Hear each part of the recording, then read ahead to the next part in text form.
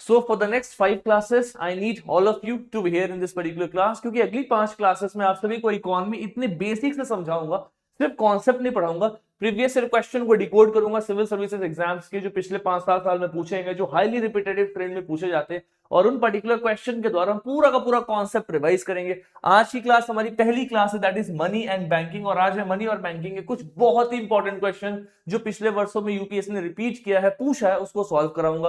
Purpose ये नहीं है कि बस हम आए क्वेश्चन सॉल्व करके जाएं, it is not a general PYQ session. In particular video से, इन पर्टिकुलर सेशन से हम पूरे के पूरे कॉन्सेप्ट को रिवाइज करेंगे with the help of the previous year question. उस पीवाईक्यू की मदद से पूरा कॉन्सेप्ट को रिवाइज करते हुए नजर आएंगे, ठीक है। तो without any further delay let us begin this particular class. सबसे पहला क्वेश्चन आप सभी के सामने 2025 का यूपीएससी का है। सबसे पहले देखो क्वेश्चन में हमने क्या ब्रेक डाउन किया।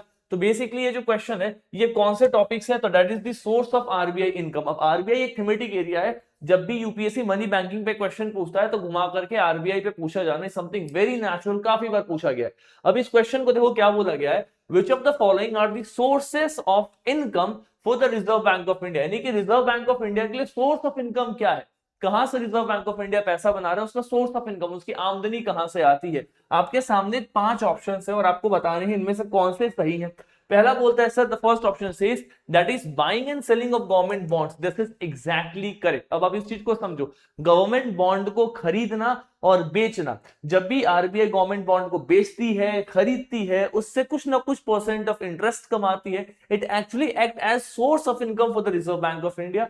प्लस वो जो बॉन्ड का काम होता है इससे बहुत हद तक मार्केट को स्टेबल किया जाता है। फॉर एग्जांपल सपोज करो मार्केट में इन्फ्लेशन ज्यादा है, समझना इस कॉन्सेप्ट को क्या बता रहा हूं। मार्केट में इन्फ्लेशन हाई है, इन्फ्लेशन हाई का मतलब पता है क्या, मार्केट में सर मनी सप्लाई बहुत ज्यादा है। अब जिसको मनी सप्लाई भी नहीं पता वो भी समझो, मनी सप्लाई ज्यादा होने का मतलब ये है सर कि सबके पास में पैसा है। फॉर एग्जाम्पल आप लोग प्रिपेयर कर रहे हो एग्जाम के लिए, कल आपकी जॉब लग जाए, आपके पास में पैसा आना स्टार्ट हो जाए, आप क्या करोगे, आप अपनी पसंद की चीजों खरीदोगे, कोई जाएगा आईफोन लेगा, कोई मैकबुक लेगा, कोई कुछ लेगा। तो अचानक से मार्केट में डिमांड बढ़ा या नहीं बढ़ा, यस और नो, बढ़ गया सर डिमांड। जैसे ही डिमांड बढ़ेगा और सप्लाई अगर कम है, लिमिटेड है, तो प्राइसेस बढ़ने लग जाएंगे ना सामान का। अब एक आईफोन खरीदने के लिए एक आदमी गया तो नॉर्मल प्राइस में मिला, एक आईफोन खरीदने के लिए 10 आदमी आ गए तो हो सकता है उस आईफोन की प्राइस बढ़ जाए, जो अफोर्ड कर पाएगा वही ले पाएगा। पॉइंट इज जैसे ही मार्केट में मनी सप्लाई बढ़ता है, सबके पास पैसा आता है, इसके कारण लोगों के डिमांड्स बढ़ने लगते हैं। क्या होता है सर, डिमांड बढ़ने लगते हैं, लोग चीजों को खरीदने के लिए जाना स्टार्ट कर देते हैं और कहीं ना कहीं उससे मार्केट में इन्फ्लेशन आ जाता है। क्या आता है, इन्फ्लेशन आता है। तो एसबीआई सॉरी आरबीआई क्या करता है, आरबीआई का काम ये है सर कि मार्केट में जो मनी सर्कुलेशन चल रहा है, जो मनी सप्लाई है, पैसे की लिमिटेशन, मतलब जो पैसा मार्केट मार्केट में सर्कुलेट हो रहा है, इसको कम कर दो। तो अभी कैसे कम करेंगे, कैसे ज्यादा करेंगे, तो आरबीआई क्या करती है, गवर्नमेंट बॉन्ड बेचने लगती है। वो क्या करती है, बॉन्ड्स को बेचती है। Bond is like a security, कि मैं आपको ये बॉन्ड दे रहा हूं, मतलब इतने रुपए का मैं आपको सिक्योरिटी दे रहा हूं, आप इतना रुपए मुझे दे दो। तो उसने मार्केट से पैसा उठा करके रख लिया और एक बॉन्ड पकड़ा दिया और बोला कि मैं इतने इंटरेस्ट में आपको पैसा दूंगा, राइट। तो अब सामने वाले को फायदा है कि भैया मेरा पैसा एक जगह चला गया, मुझे उस पर इंटरेस्ट मिल रहा है। और आरबीआई का क्या फायदा है, उसने मार्केट से उतना पैसा निकाल करके हटा दिया। जैसे उसने मार्केट से पैसे को एब्जॉर्ब किया, वैसे ही लोगों के पास मनी सर्कुलेशन, मनी सप्लाई कम हो गया, वैसे लोगों के डिमांड्स कम हुए और महंगाई भी कंट्रोल में आ गया। तो कहीं ना कहीं ये काम आरबीआई करते रहती है, राइट। और इसके मदद से वो कहीं ना कहीं अपना सोर्स ऑफ इनकम को भी जनरेट करती है। तो obviously sir option 1 is the right answer. समझ में आया मैं क्या बता रहा हूं, राइट। किस तरीके से बॉन्ड देकर के, अब अगर मैं आपको एक पेपर दे दूं कि ये पेपर ले लो और तुम मुझे 5 लाख रुपए दे रहे हो, मैं उस 5 लाख रुपए पे तुम्हें 10% इंटरेस्ट दूंगा, मैंने वो सिक्योरिटी आपको दे दिया, आपने मुझे 5 लाख रुपए दे दिए। तो आरबीआई यही कर रही है, मार्केट से वो पैसा उठा करके रख लेती है, वो 100 करोड़ हो, 500 करोड़ हो, जितना भी हो, राइट। बड़े लेवल पे मार्केट काम करता है तो उतना पैसा वो लेकर के एक बॉन्ड दे देती है, सामने वाला बंदा उस बॉन्ड को लेकर के उस पर इंटरेस्ट कमाते रहता है, right. He is making interest out of that particular system. ऐसे पैसे को एब्जॉर्ब करके इन्फ्लेशन को डाउन किया जाता है, ठीक है। तो इसमें वो प्रॉफिट भी निकालती है। Making sense to all of you. Next है sir buying and selling of foreign currency. अब इस चीज को समझना बड़ा इंटरेस्टिंग सा कॉन्सेप्ट है, buying and selling of foreign currency. अभी इसके ऊपर में फिर से प्रीलिम्स में क्वेश्चन आने के चांसेस ज्यादा हैं, क्योंकि बहुत ज्यादा फॉरेक्स में आप सभी ने देखा ना, फॉरेक्स मार्केट जो रिजर्व है, इसके ऊपर में उथल पुथल देखने को मिल रहा है अमेरिकन जियो पॉलिटिक्स में चेंज होने के कारण। मैं आपको पहले समझाता हूँ basically buying and selling of foreign currency का मतलब क्या होता है। आप सभी ने सुना होगा, बहुत बार न्यूज में आता है कि सर डॉलर ना एप्रिशिएट कर रहा है। और जो रुपी है वो डेप्रिशिएट कर रहा है, हमारा जो रुपया है उसका वैल्यू कम हो रहा है। अब इस चीज को समझना बहुत इंटरेस्टिंग सी बात बता रहा हूं, अगर rupee, please understand my concept every one of you, अगर रुपी डेप्रिशिएट हो रहा है यानी कि रुपी वैल्यू, रुपया की वैल्यू कम हो रही है, और अगर डॉलर एप्रिशिएट हो रहा है यानी कि डॉलर की वैल्यू बढ़ रही है, इसका मतलब क्या है? इसका मतलब ये है कि हमारे रुपया के सामने कम डॉलर है, मतलब कम डॉलर हमारे बहुत सारे रुपए के इक्विवेलेंट है। अगर मैं बोलूं कि सर एक रुपया जो है वो, सॉरी, अगर एक डॉलर जो है सर ये 90 रुपया के बराबर, इसका मतलब क्या हुआ? कम डॉलर, डिमांड बहुत ज्यादा है और बहुत सारे रुपए इसके बराबर है, यानी कि रुपया क्या है? बहुत ज्यादा है, डॉलर बहुत कम है, प्लस इस डॉलर का सर डिमांड भी ज्यादा है, इस डॉलर का क्या है सर? डिमांड भी ज्यादा है। अब अगर आरबीआई को अपने रुपया को स्ट्रेंथन करना है, मजबूत करना है, एप्रिशिएट करना है, मतलब अगर इस रुपए को यहाँ पे कम करना, 90 से 80 रुपया करना है एक डॉलर के बराबर, या 70 रुपया करना है एक डॉलर के बराबर, 60 रुपया करना है एक डॉलर के बराबर, तो आरबीआई क्या करेगी? आरबीआई सबसे पहला काम करेगी कि मार्केट में डॉलर की संख्या बढ़ाए, क्योंकि मार्केट में रुपया बहुत ज्यादा है, डॉलर बहुत कम है, इसलिए कम डॉलर ने बहुत रुपए को इक्विवेलेंट बना करके रखा हुआ है। बहुत कम डॉलर बहुत सारे पैसों के बराबर बन के बैठा हुआ है। क्यों? क्योंकि मार्केट में पैसा बहुत ज्यादा, डॉलर बहुत कम है। आरबीआई बोलेगी जो डॉलर कम है ना, इसको बढ़ाओ, इसको जैसे बढ़ाओगे तो इसकी इक्विवेलेंसी रुपया भी बराबर रहेगा, तो रुपया का वैल्यू अब क्या हो रहा है? बढ़ रहा है, यानी कि जहां पे एक डॉलर का मतलब 90 रुपया था, अब ये डॉलर बढ़ रहा है ना, तो $2, $3, $4 हो सकता है, $4 का मतलब 90 रुपया हो, तो $1 का मतलब और कम हो गया। Is that making sense to all of you? मतलब क्या होता है sir? It is all about demand and supply.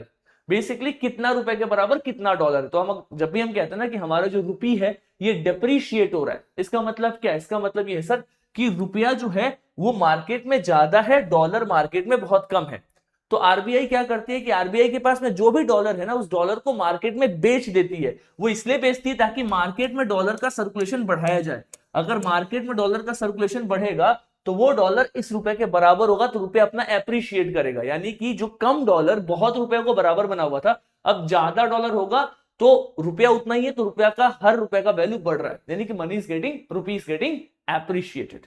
तो ये भी प्रोसेस है, इससे भी कहीं ना कहीं आरबीआई क्या करती है? Source of income, that is how RBI generated here. तो देखो इन क्वेश्चंस के आंसर करने में मुझे हार्डली 1 से 2 मिनट लगेगा, मैं बस आंसर बता करके मिनिमम एक्सप्लेनेशन के साथ जा सकता हूं। बट मैं क्या कर रहा हूं, हर एक टॉपिक से, हर एक ऑप्शन से पूरा कॉन्सेप्ट रिवाइज करा रहा हूं।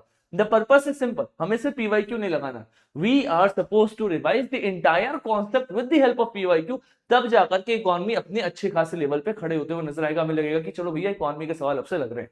आई think this is making sense to all of you, समझ में आ रहा है सबको? ठीक है, आगे देख लो सर, पेंशन फंड मैनेजमेंट है ना, पेंशन फंड मैनेज करना, प्राइवेट कंपनीज को पैसा देना। पहली बात तो प्राइवेट कंपनी को पैसा देना ये आरबीआई का काम नहीं है, right? Lending to private company is not the work of RBI.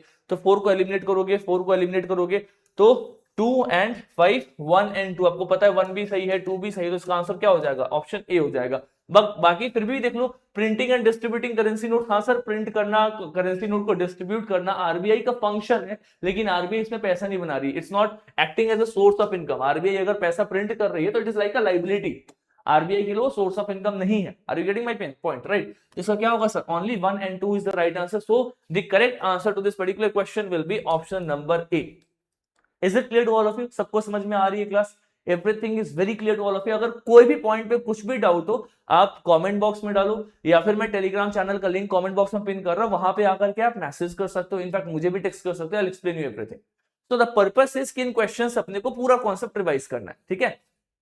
तो यहाँ पे मैंने इसका एक्सप्लेनेशन भी दे दिया। अच्छा, जो भी ऐसे एस्पिरेंट है जो इन क्वेश्चंस के माध्यम से पूरा कॉन्सेप्ट रिवाइज करना चाहते हैं, those who want to revise this concept, आप इस पूरे को एक्सप्लेनेशन को अपने साथ रिकॉर्ड में रखना चाहते हो तो आपको ये मिल जाएगा पावर मंथन एप्लीकेशन पे, यानी कि अपना जो जस्ट सेकंड, हाँ, अपना जो पूरी क्लास है, जो पूरा पीपीटी है, कंटेंट है, क्वेश्चन के एक्सप्लेनेशन है, आपको सब कुछ मिलेगा पावर मंथन एप्लीकेशन पे फ्री ऑफ कॉस्ट। एंड्रॉइड में, एंड्रॉइड अगर आप यूज करते हो तो इस पर्टिकुलर एप्लीकेशन मिलेगा, अगर आप iOS यूज करते हो तो अभी आप वेबसाइट से ले लेना, मैं दोनों के लिंक कमेंट बॉक्स में डाल दूंगा, फ्री ऑफ कॉस्ट आपको YT वीडियो इकोनॉमी करके वहां पे मिल जाएगा, राइट? वहां से आप इसको रीड करके इन एक्सप्लेनेशंस को अपने नोट्स में ऐड कर सकते हो। इससे क्या होगा, आपका जो पढ़ा हुआ कॉन्सेप्ट है वो रिवाइज होगा, और अगर आपने नोट्स में कुछ इनकॉर्पोरेट नहीं किया तो वैल्यू एडिशन हो जाएगा प्रीवियस ईयर क्वेश्चन से। Making sense to all of you, right? चलो, power Manthan application present on Google Play Store, right? अब आता है सर आरटीजीएस निफ्ट, बहुत बार क्वेश्चन पूछा यूपीएससी ने आरटीजीएस निफ्ट के ऊपर में, और आज की पर्टिकुलर क्लास के बाद आप कभी भी एक भी क्वेश्चन गलत करके नहीं आओगे यूपीएससी और स्टेट पीएससी किसी एग्जाम में। आरटीजीएस मतलब है sir real time gross system, ऐसा कुछ करके, मतलब आरटीजीएस और निफ्ट के माध्यम से हम पैसे को ट्रांसफर करते हैं। तो बस इसको याद कर लो, रियल टाइम। क्या याद कर लो सर? Real time. अब ये रियल वर्ड आपके निमोनिक के रूप में काम आएगा, समझना मैं क्या बता रहा हूं। तो जो आरटीजीएस सिस्टम है बोल रहा है क्या कि पहले तो इस चीज को समझो कि आरटीजीएस से हम बड़ा अमाउंट को ट्रांसफर करते हैं। मतलब जब भी हम आरटीजीएस करते हैं किसी को, तो इसमें होता है कि मिनिमम आप 2 लाख रुपए, मिनिमम 2 लाख रुपीस, तो ये मिनिमम है। मतलब 2 लाख के ऊपर का अगर आपको ट्रांसफर करना है तो आप आरटीजीएस से करोगे। निफ्ट का मिनिमम कुछ भी नहीं है, there is no such minimum. आप इससे कितने रुपए भी भेज सकते हो, पहली बात, ठीक है। दोनों का मैक्सिमम कुछ भी है, मतलब आप जितना चाहो भेज सकते हो, मैक्सिमम लिमिट कुछ नहीं है। हाँ, निफ्ट के ऊपर में बैंक्स अपने हिसाब से लिमिट लगा सकते हैं, बट एज सच लिमिट अभी नहीं है, right. It all depends on the bank की बैंक क्या लिमिट लगाना चाहते हैं, but as such maximum limit नहीं आरटीजीएस में नहीं निफ्ट में। लेकिन अगर बड़े ट्रांसफर करने तो किससे करोगे आप? आरटीजीएस से करोगे। ऐसे कहो कि रियल आदमी है, रियल आदमी मतलब बहुत पैसे वाला आदमी है, रियल है, राइट, तो उसको ज्यादा पैसा देना है, यानी कि 2 लाख तो मिनिमम है, इसके ऊपर देना है। ऐसे आप निमोनिक बनाकर के याद कर सकते हो आरटीजीएस को, ठीक है। अब देखो क्वेश्चन क्या बोल रहा है कि इन आरटीजीएस, अच्छा एक और चीज, आरटीजीएस से जब आप पैसा भेजते हो तो वो पैसा इंस्टेंट जाता है, ठीक है। अगर आप निफ्ट से भेजते हो ना, थोड़ा सा टाइम लगता है, बहुत मतलब बहुत नहीं, थोड़ा टाइम लगता है, और वो भी अब पहले से टाइम बहुत कम हो गया, but it takes a little time, है ना। मतलब वो है कि अपन ने प्रोसेस में लगा के रख दिया है और वो कुछ टाइम के अंदर में पैसा चला जाएगा, ऐसा कुछ सिस्टम है। आरटीजीएस चूंकि बड़ा अमाउंट है, जल्दी ट्रांसफर हो रहा है, तो देखो क्या लिखा हुआ, RTGS the settlement time is instantaneous, सही बात है, इसमें फटाफट चला जाता है। While in case of NEFT it takes some time to settle payment. एकदम देखो जेनरिक स्टेटमेंट है, वर्ड पे भी जाओ ना, सम टाइम। क्वेश्चन एग्जाम ने टफ करने के लिए लिख सकता था कि it takes 2 working days, 3 working days, 5 hours, 6 hour, कुछ भी फैक्ट डाल करके क्वेश्चन को गलत कर सकता था, बट उसने एकदम जेनरिक स्टेटमेंट लिखा, क्योंकि उसको ये ऑप्शन गलत बनाना ही नहीं है। तो पढ़ करके भी लग रहा है कि it's a very generic statement, कोई भी फैक्ट नहीं, एकदम जेनरिक है, तो ऐसे स्टेटमेंट सही होते हैं। So option 1 absolutely is correct answer. तो ये तो आप काट दोगे, डी यहाँ पे आपका कट गया है ना। In RTGS, the customer is charged for inward transaction while that is not in case of NEFT. आप RTGS करो, NEFT करो, कोई चार्ज नहीं लगता, निःशुल्क। You are not supposed to pay any charge. Option 2 गलत।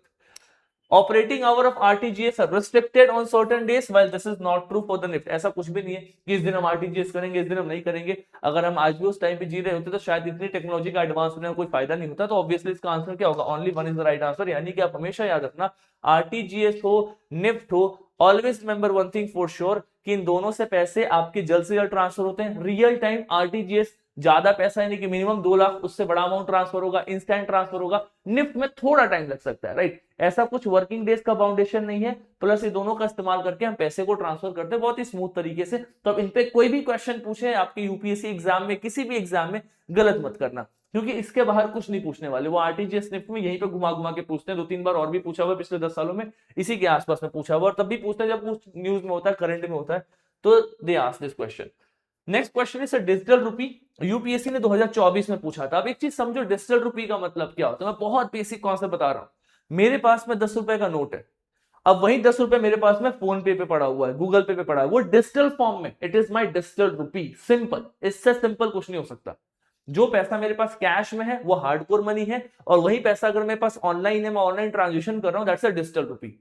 तो दोनों बराबर है, दोनों इक्वल है, दोनों पे गवर्नमेंट का सेम वैल्यू है, राइट। दोनों को इक्वल तरीके से देखा गया और कुछ भी नहीं। अब अगर आप बेसिक कॉन्सेप्ट ये समझते हो ना, तो क्वेश्चन गलत नहीं करोगे, सिंपल सी बात है। अब आप खुद देखना, आप इसका आंसर आप मुझे बताओगे, मैं बस क्वेश्चन एक्सप्लेन करूंगा, यू विल टेल मी कि ऑनलाइन और ऑफलाइन पैसे का यूज करने में क्या आपको डिफरेंस दिख रहा है। यही डिजिटल करेंसी है, बहुत बेसिक है। देखो क्या है, it is the sovereign currency issued by RBI align with the monetary policy. Obvious सी बात है सर, आरबीआई इशू करेगा, है ना। तो डिजिटल करेंसी का सीडीबीसी करके है, central CBDC, central bank of digital currency, ऐसा कहते हैं उसको, CBDCB, central bank of digital currency. तो सेंट्रल बैंक बोले तो आरबीआई, आरबीआई मैनेज करता है करेंसी वरेंसी। तो ये बात तो सर एकदम सही है, इसमें अपने को कोई आपत्तिजनक वाली चीज नहीं है। नेक्स्ट देखो, it appears as a liability on the RBI balance sheet. अब इस चीज को हमेशा याद रखना, जब आरबीआई पैसे को मार्केट में लेकर के आता है तो वो पैसा आरबीआई के लिए एक लाइबिलिटी है। It's like a liability to the RBI. अब लाइबिलिटी और एसेट का कॉन्सेप्ट मैं आपको अगली क्लास में एक्सप्लेन करूंगा, तो वहां और डिटेल में जाएगा। तो वो हार्डकोर कैश हो, डिजिटल मनी हो, वो सबके सब आरबीआई के लिए क्या है? Liability. It's like a liability for the RBI. So that statement is also 100% correct. Next, it is insured against inflation by design, मतलब इसको इस तरीके से बनाया गया है कि इन्फ्लेशन में अपने को बचा सके। तो आप बताओ कैसे डिजिटल करेंसी इन्फ्लेशन में बचाएगा? अगर आप सपोज करो, इन्फ्लेशन का मतलब क्या होता है, पहले इन्फ्लेशन समझते हैं। I just take 1 minute. Inflation का मतलब होता है कि सर जनरल प्राइस राइज हो गया, यानी कि अगर मैं बताऊं तो परचेजिंग पावर करेंसी का कम हो गया। आप बोलोगे सर ये क्या बता दिया आपने परचेजिंग पावर? सिंपल सा कॉन्सेप्ट है, बहुत बेसिक बता रहा हूं, ठीक है। पहले आपको 1 किलो आलू खरीदने के लिए 50 रुपए लगता था, राइट। अब महंगाई आ गई, आपको 1 किलो आलू खरीदने के लिए 70 रुपए लग रहा है। तो क्या हो गया सर? पहले 1 किलो आलू मात्र 50 रुपए में आता था, यानी कि 50 रुपए का जो परचेजिंग पावर था, अब उतना परचेजिंग पावर 70 रुपए का हो गया। यानी कि आपके पास भले 20 रुपए एक्स्ट्रा क्यों ना हो, आप 1 किलो ही आलू खरीद पा रहे हो, बिकॉज आपका परचेजिंग पावर, ये जो 70 रुपए है, इसको, इसकी जो औकात है, चीजों को खरीदने की जो औकात है, इसकी कम हो गई है, ये 50 रुपए के बराबर हो गई है, because inflation erodes the purchasing power of currency. Simple सी बात है। अब आप मुझे बताओ, मैं मार्केट में गया, मैंने 1 किलो आलू 70 रुपए ऑनलाइन देकर के खरीदा, तो क्या ऑनलाइन दूंगा तो मुझे 50 ही देना पड़ेगा क्या? नहीं, ऑनलाइन भी दूंगा तो मैं 70 ही दूंगा, कैश भी दूंगा तो मैं 70 ही दूंगा। तो फिर किस प्रकार से ऑनलाइन मनी मेरे इन्फ्लेशन से मुझे सिक्योर कर पा रहा है, इंश्योर कर पा रहा है, बचा पा रहा है? बचा पा रहा है? नहीं बचा पा रहा। अगर मैं कैश में दूंगा तो भी मैं उतना ही पैसा दूंगा, ऑनलाइन ट्रांसफर करूंगा तो भी उतना ही पैसा करूंगा। यानी कि इन्फ्लेशन पे ऑनलाइन ट्रांसफर से कोई फर्क नहीं पड़ता। देखो, इकोनॉमी में की टर्म टफ है, की टर्म को ब्रेक डाउन करोगे ना, यू आंसर निकलेगा 1 सेकंड में। आपको लगेगा यार ये तो सामने आंसर रखा हुआ है। इकोनॉमी इतना इजी सब्जेक्ट है, हलवा है, अगर आपने इसको सही तरीके से पढ़ा हुआ और आप पीवाईक्यू को समझ पा रहे हो तो, ठीक है। तो इस हिसाब से आपको क्या निकलेगा सर? आपको दिख जाएगा कि इसका ऑप्शन नंबर 3 जो है ये गलत है। आपको बस 3 एलिमिनेट करना है, ये गया आपका, चलो एक ही गया है। नेक्स्ट आ जाओ, it is freely convertible against commercial bank money and cash. Obvious सी बात है सर, मैं 70 रुपए कैश लेकर के जाऊं, मैं 70 रुपए ऑनलाइन लेकर के जाऊं, फ्रीली कन्वर्टेबल है वो। कैश से क्या बोलते हैं, ऑनलाइन हो जाएगा, ऑनलाइन से कैश हो जाएगा। तो it is very easily and it is freely convertible. ऐसा नहीं है कि मुझे 70 रुपए ऑनलाइन लेने के लिए किसी को 80 रुपए देना पड़ेगा, कि मैं उसको चार्ज पे कर रहा हूं तो मुझे ऑनलाइन ट्रांसफर कर रहा है, ऐसा कुछ भी नहीं। It is freely available. So option number 4 is also correct. तो क्या दिख जाएगा sir? 1, 2 and 4, that is option number D is right answer. आप मुझे एक बात बताओ, इस क्वेश्चन में ऐसा कौन सा कॉन्सेप्ट था जो एक आम इंसान इस देश का सॉल्व नहीं कर सकता? यूपीएससी एस्पिरेंट की तो बात छोड़ ही दो, एकदम प्रैक्टिकल क्वेश्चन है। बस आपको टफ इसलिए लग रहा है एग्जाम में बिकॉज आपने की टर्म्स को रियल लाइफ के साथ जोड़ा नहीं है। अगर आपने उन की टर्म्स को एक बार रियल लाइफ के साथ इनकॉर्पोरेट कर दिया ना, उसके बाद उससे इजी तो आपको कुछ भी नहीं लगेगा। And not just in economy, even in polity and other subjects also the same thing happen, जिसके लिए मैंने स्पेशली पावर मंथन एप्लीकेशन पे क्लासेस स्टार्ट की हैं, जिसका नाम ही है sir decode UPSC PYQ like a pro. इसमें हम क्या कर रहे हैं, मैं 30 वीडियो में 30 दिन के अंदर 30 इंपॉर्टेंट थीम्स कवर करा रहा हूं, सिर्फ एक सब्जेक्ट के नहीं, सारे सब्जेक्ट के, मतलब हिस्ट्री, ज्योग्राफी, पॉलिटी, इकोनॉमी मिलाकर के 30 थीम्स, चारों मेजर सब्जेक्ट्स के। ये 30 ऐसे थीम्स है जिन पे यूपीएससी ने कई बार क्वेश्चन रिपीट किए, जैसे कि इकोनॉमी में इन्फ्लेशन हो गया, मनी एंड बैंकिंग हो गया, एक्सटर्नल सर्विसेज हो गया, फॉरेक्स हो गया, ऐसे टॉपिक्स। पॉलिटी में पार्लियामेंट हो गया, फंडामेंटल राइट हो गया, डीपीएसपी हो गया, ऐसे टॉपिक्स, राइट। तो like the same pattern of things are repeated in history, geography, polity, economy. उसको हम 30 थीम्स के अंदर कवर अप कर रहे हैं at just ₹799। So any one of you who actually want to watch out this particular lectures, watch out this particular sessions, they can actually go this application, download this application power Manthan, जो Google Play Store पे available है। अगर आप Android users हैं, iOS users हैं, तो मैं आपको नीचे वेबसाइट का लिंक दे दूंगा, वहां से जाकर के इन सारे के सारे वीडियोस को चेकआउट कर सकते हो। अगर इस टाइम पीरियड में पीवाईक्यू को रिवाइज करना है, so that is the best possible option. क्यों? क्योंकि इस पर्टिकुलर पीवाईक्यू सीरीज में मैंने बस क्वेश्चन के आंसर्स नहीं बताए सर, इस पर्टिकुलर पीवाईक्यू सीरीज में मैंने हर एक ऑप्शन को समझाया है, गलत ऑप्शन को भी एक्सप्लेन किया हुआ है, और इस तरीके से एक्सप्लेन किया है कि उसके माध्यम से पूरा चैप्टर रिवाइज हो सके। That is the purpose. और उसी पर्पस को फुलफिल करने के लिए we have started this particular series, this batch. और इकोनॉमी के कुछ क्लासेस मैं आपको यहां पे कराऊंगा, बट इकोनॉमी के सारे क्वेश्चंस और डिटेल में हम एप्लीकेशन पे करें। इट इज नॉट पॉसिबल कि हम यूट्यूब पे लंबी लंबी क्लासेस ज्यादा फ्रीक्वेंसी के साथ लेकर गए, बिकॉज एक तो सीरियस एस्पिरेंट्स कम होते हैं और प्लस उतना एल्गोरिथम पुश नहीं मिलता, और कहीं ना कहीं वीडियोस उतनी इफेक्टिव भी नहीं हो पाती। तो इसको हम उसी जगह पे करा रहे हैं जहां पे इफेक्टिव एस्पिरेंट्स आते हैं, right, and they are very serious. So if you want to watch out this entire series, even economy का भी, तो आप यहाँ पे देख सकते हो। यूट्यूब पे इकोनॉमी हम पूरा नहीं करेंगे, लेकिन इंपॉर्टेंट क्वेश्चंस करेंगे, सिंपल इज दैट, 5 क्लासेस, ठीक है। चलो अगले क्वेश्चन पे आ जाओ। लीगल टेंडर मनी का मतलब क्या होता है? लीगल टेंडर, लीगल मतलब क्या है? मतलब उसको एक बेस दे दिया गया गवर्नमेंट के द्वारा, यानी कि गवर्नमेंट ने अगर एक पैसे को जारी किया है, तो वो लीगल टेंडर में वो पैसा मार्केट में उसकी वैल्यू है, आप उसको डिनाई नहीं कर सकते। अभी बीच में बहुत लोग कह रहे थे कि ये 10 का सिक्का मैं नहीं लूंगा, ये 5 का सिक्का नहीं लूंगा। भैया आप नहीं कह सकते ऐसा, it is actually like a crime, because ultimately अगर आप सरकार यानी कि आरबीआई के द्वारा दिए गए करेंसीज को इग्नोर कर रहे हो, नेग्लेक्ट कर रहे हो, डिनाई कर रहे हो, it's a criminal offence, you can not do this, right? Because it is a legal tender, वो लीगल टेंडर मनी है, सरकार के द्वारा इन्फोर्सिबिलिटी है कि आपको उसको मार्केट में एक्सेप्ट करना पड़ेगा और उसका जो परचेसिंग पावर है उसी के बराबर का सामान आप खरीदोगे मार्केट से, that is called the legal tender money है। तो देखो क्या लिखा हुआ है कि सबसे बेस्ट डिस्क्राइब कौन करता है लीगल टेंडर मनी का, तो मनी यूज्ड इन कोर्ट नहीं sir, money that must be accepted for payment, money like cheques, metallic money only नहीं, the most appropriate is option number B, money that must be accepted for payment, because it is a legal tender, आप उसको deny नहीं कर सकते। अगर आप deny कर रहे हो मतलब आपने कहीं ना कहीं हमारे करेंसी सिस्टम के ऊपर में एक बहुत बड़ा क्वेश्चन क्रिएट किया है, that is like an offence, right? So legal tender का मतलब है money that is credit that a creditor must accept, एक क्रेडिटर को उस पैसे को एक्सेप्ट करना पड़ेगा as a settlement of debt, that's the legal tender, ठीक है? तो ये हर प्रकार का मनी हो सकता है, मतलब वो करेंसी हो, कॉइन हो, हर प्रकार का money, but not the cheque, cheque is not a part of it.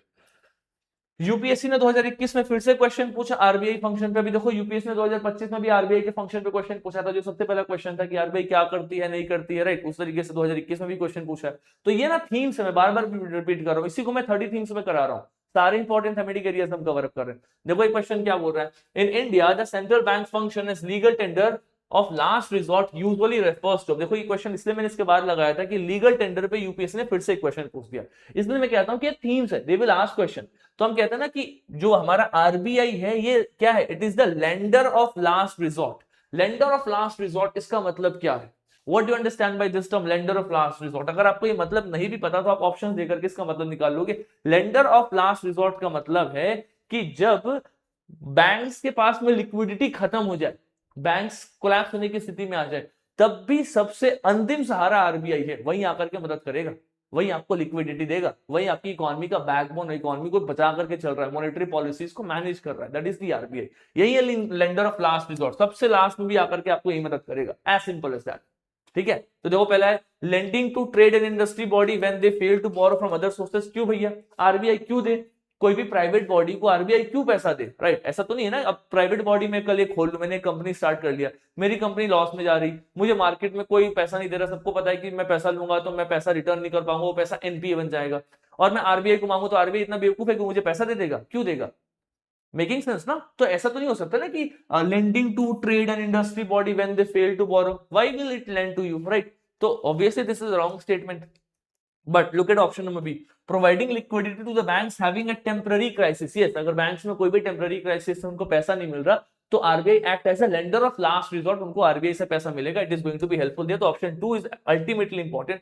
तो देखो यहाँ पे डी तो आपका ऐसे ही कट जाएगा, बिकॉज तीनों में 2 दिख रहा है, right? Now lending to government to finance budgetary deficit, ऐसा भी नहीं है सर, अब गवर्नमेंट को बार बार बजट डेफिसिट हो रहा है, अब आप बैठ करके आरबीआई उसी को फंड करते रह जाओ और बोले कि ये लेंडर ऑफ लास्ट रिजॉर्ट है, तो ये पर्पस फुलफिल नहीं हुआ। लेंडर ऑफ लास्ट रिजॉर्ट का मतलब ही होता है कि जब बैंक्स कोलैप्स हो रहे हैं, जब मॉनेटरी पॉलिसी डिक्लाइन हो रही है, बहुत ही बड़े क्राइसिस से जा रही है, टेम्पररी उसको पुश करने की आवश्यकता है, मार्केट में कहीं पैसा नहीं मिल रहा, तो आरबीआई आपको पैसा देगा, it will provide you that support, that kick, जिससे आपकी इकोनॉमी वापस से रीस्टार्ट हो सके, जिससे आपकी जो बैंक्स है जो कोलैप्स कर रहे थे वो कहीं ना कहीं अपने शॉक्स को एब्जॉर्ब करके वापस से मार्केट में एस्टेब्लिश हो सके।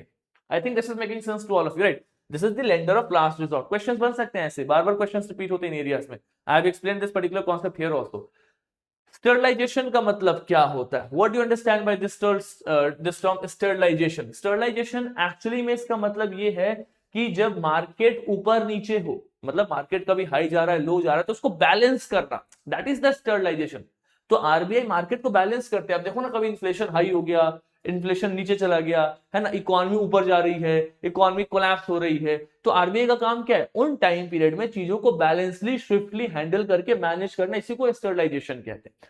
तो स्टरलाइजेशन में क्या लिखा हुआ है? Which of the following activities of reserve bank of India is considered a part of sterilisation, यानी कि इनमें से कौन कौन सा काम है जो आरबीआई करेगी तो वो स्टरलाइजेशन के अंदर आता है। स्टरलाइजेशन का मतलब है बैलेंस करना, बैलेंसिंग के अंदर में आएगा। सबसे पहले sir conducting open market operation, और यही सही आंसर है। ओपन मार्केट ऑपरेशन का मतलब पता है क्या है? ओपन मार्केट ऑपरेशन का मतलब है कि मार्केट में घुस करके मार्केट में ऑपरेट करना, यानी कि पैसे के फ्लो को बढ़ाना, पैसे के फ्लो को घटाना। जो मैं आपको स्टार्टिंग में बता रहा था ना कि अगर इन्फ्लेशन हाई है, बहुत ज्यादा मार्केट में इन्फ्लेशन है, यानी कि बहुत ज्यादा पैसा है मार्केट में, तो पैसे को एब्जॉर्ब कर लेना। मार्केट में इन्फ्लेशन खत्म हो गया, बहुत सस्ती सामान मिल रहा है, राइट, बहुत ज्यादा बुरा हाल है, फिर मार्केट में पैसे के फ्लो को बढ़ाना ताकि मार्केट में इन्फ्लेशन है, तो ये ओपन मार्केट ऑपरेशन है। ओपन मार्केट ऑपरेशन क्यों करते हैं? ताकि मार्केट में बैलेंस लाया जा सके, तभी तो आप ऑपरेशन करो ना, to make the market more balance at the end of the day. That is what is called as sterilisation, इसी को हम स्टरलाइजेशन कहते हैं। तो option A here is the right answer. Making sense to all of you, right? इसी चीज को मैंने यहाँ पे एक्सप्लेन किया हुआ है कि sterilisation refer to RBI action to neutralise the impact of capital flow और मनी सप्लाई, यानी कि जो कैपिटल फ्लो हो रहा है, जो मनी सप्लाई हो रहा है, उसके एक्ट को न्यूट्रलाइज करना, चीजों को बैलेंस करना है ना, इन्फ्लेशन डिफ्लेशन को काउंटर करके स्टेबिलिटी लाना, ये सब के सब इसी का काम है। That is the open market operation. ठीक है, तो अभी जो मैं आपको बता रहा था 30 थीम्स वाली वीडियो, उससे संबंधित एक और चीज मैं आपको दिखाना चाहता हूं। जैसे आप एप्लीकेशन पे जाओगे, if you are enrolled to this course, तो आपको दिखेगा ऐसे यहाँ पे थीम 2, इसके ऊपर थीम 1 है। तो ऐसे मैंने क्या किया, पॉलिटी में अभी तक 5 इंपॉर्टेंट थीम्स यानी कि 5 इंपॉर्टेंट वीडियोस को अपलोड किया। किस किस टॉपिक पे?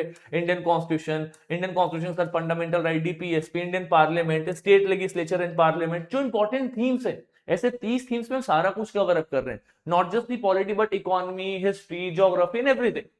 So if you are sincerely attempting, you can definitely go and check out on the application that is the Power Manthan. ठीक है, चलो बाकी those who are not able to do this, आप YouTube पे भी देख लो। YouTube पे मैं मतलब obviously we cannot do everything because frequency उतनी नहीं आ पाएगी, but जितना हो सकता है उतना करूंगा। I'll definitely make sure that I try my level best। लेकिन एक systematic preparation की बात अलग होती है। आप खुद PYQ करोगे, मैं खुद करा रहा हूँ, तो maybe it will help you to save some time that you can use for CSAT and other subjects। Anyways, the next question is again of 2024। देखो क्या लिखा हुआ है यहाँ पे, बड़ा इंटरेस्टिंग सा क्वेश्चन है। With reference to the rule imposed by the Reserve Bank of India while treating foreign banks, consider the following statement। आपके सामने कुछ स्टेटमेंट से पहला कह रहा है there is no minimum capital required for wholly owned banking subsidiary in India। अब एक बड़ा इंटरेस्टिंग सा कॉन्सेप्ट बताऊंगा यहाँ पे, इसका मतलब समझना। ठीक है, लिखा हुआ है जब हम आरबीआई के रूल्स की बात करते हैं, कब? वाइल ट्रीटिंग फॉरेन बैंक्स को अगर हम ट्रीट कर रहे हैं तो उससे संबंधित क्या क्या ऑप्शंस है। पहला कह रहा है there is no minimum capital required for wholly owned banking subsidiary.